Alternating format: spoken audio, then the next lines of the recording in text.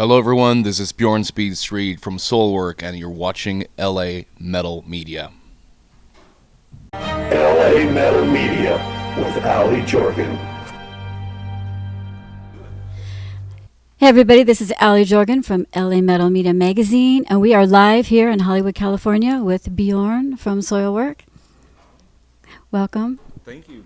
And thanks for talking to LA Metal Media.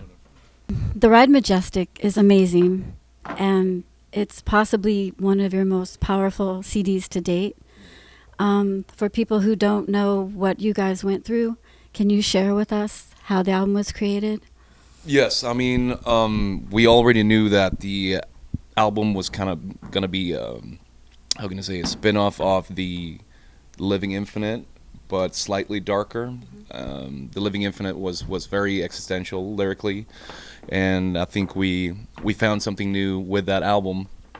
So we knew that there was going to be a little bit of a darker atmosphere running through the Ride Majestic, and then when we entered the studio, we went through some really rough things. We had family members passing away, and that definitely affected us how we approach the actual recording, our performances even.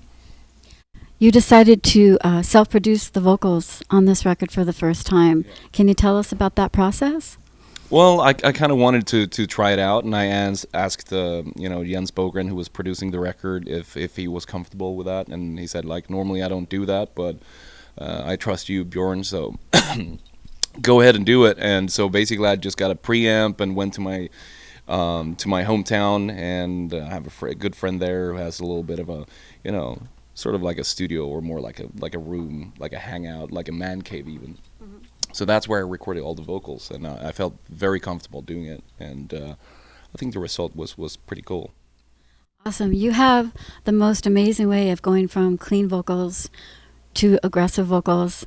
Is that something that you do in the songwriting process, or does it happen later in the recording?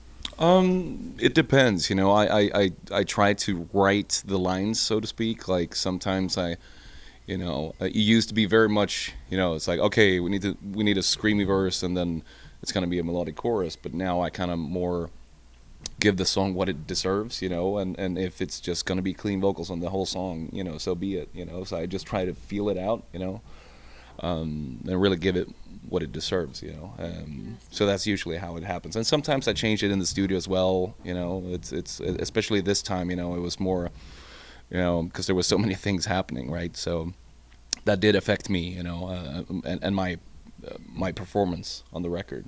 So I was, experimenting a little bit. You have a live DVD that's brilliant, Live in the Heart of Helsinki, and you have a song on there, Let This River Flow, and you bring Floor Jensen out on stage. First of all, your voices sound amazing together. How did the collaboration happen, and what was it like to work with Floor? Well, it was awesome. She approached me, I think it was about 6-7 years ago, when she was putting together, was the second revamp album maybe, and she wanted me to do some guest vocals on it, and that was really awesome. I had no clue that she digged my voice, so that was cool. I really admire her as well. She's a fantastic singer. So that's how it all came about, and basically I guess I wanted to return the favor and ask her if she wanted to join us on stage to do a song, and we found a perfect song, I believe. It's turned out really cool. It's awesome. It looks great. Yeah. With all the changes in the music industry in the last 5 years, and there's so many bands that are getting lost in the internet, how do you think, or why do you think Soilwork has maintained such a powerful presence? That is a good question. I mean, I think we managed to develop our sound very well. We've grown to be really good songwriters, and we're still, staying true to our roots, really. But we have also had a lot of, there's been lineup changes, obviously, and I think we've been lucky enough to have people coming into the band that brought something really interesting to the table.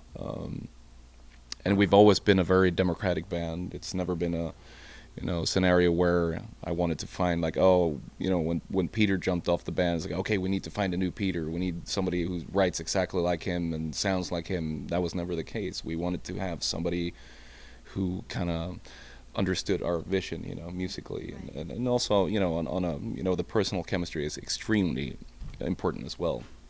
And we've had some fantastic people coming into the band, and I mean the lineup now is fantastic. And we have Sylvan and David, when they came into the band as guitarists, they challenged me as a singer as well, and kind of made me step outside my comfort zone, and threw me some stuff like, wow, I don't recognize this. What is this? But it sounds interesting, and that's kind of how we develop our sound, That's and it still sounds like Soilwork. So.